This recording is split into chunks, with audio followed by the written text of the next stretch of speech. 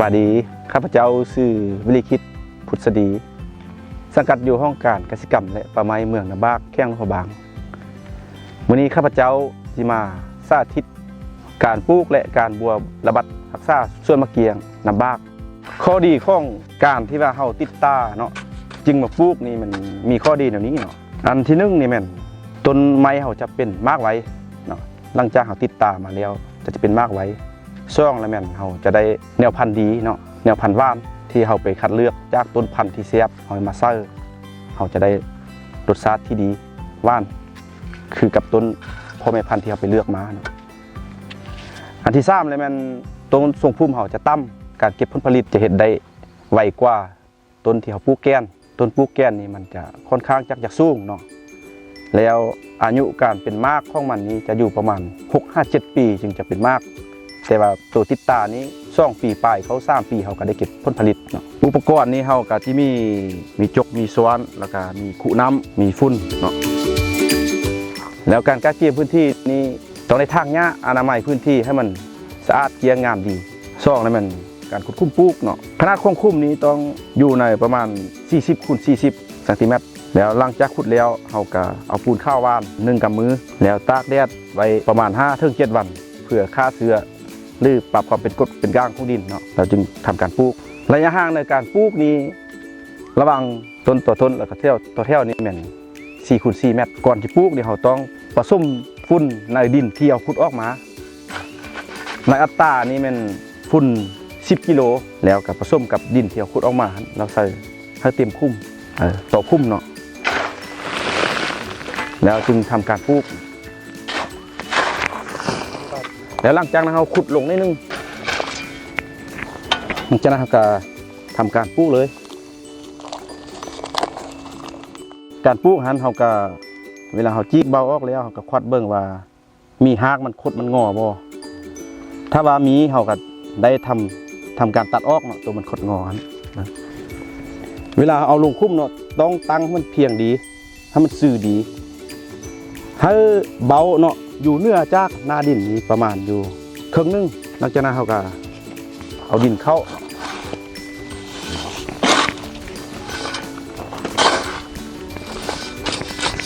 การท่มดิน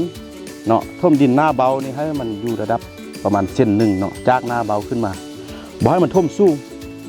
ถ้าท่มสูงแล้วมันจะมีพ่นต่อบนคอหักเนาะเวลาเขาท่มสูงมันจะมีคอหักแล้วจะเป็นหักจมมันจะให้ติดเสื้อพญาธิหรือว่าเป็นหากเน่าไว้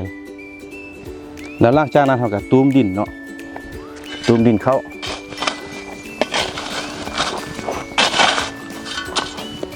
ตูมดินให้มีบ่อนหดน้ำหลังจากนั้นเราก็หดน้ำหลังจากเขาปลูกแล้วก็หดน้ำอย่างน้อยก็มือละเทื่อในช่วงปลูกไม้เนาะแล้วหลังจากนั้นก็4-5 มื้อก็เทื่อนึง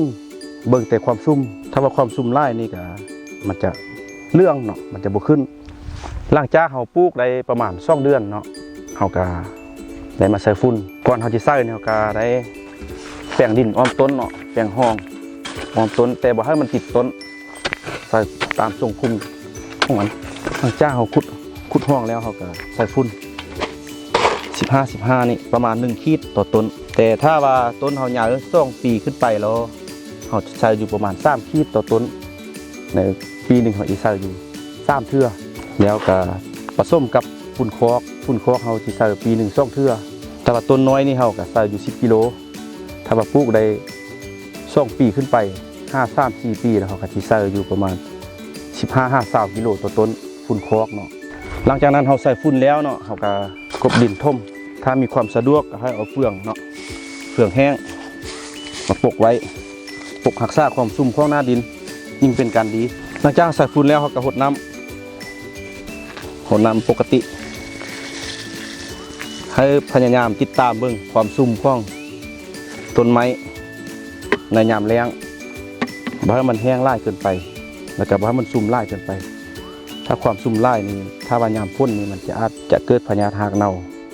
ในแต่ละปีเนาะเฮาก็ต้องได้มาทำการตัดแต่งต้นน้อยเนาะ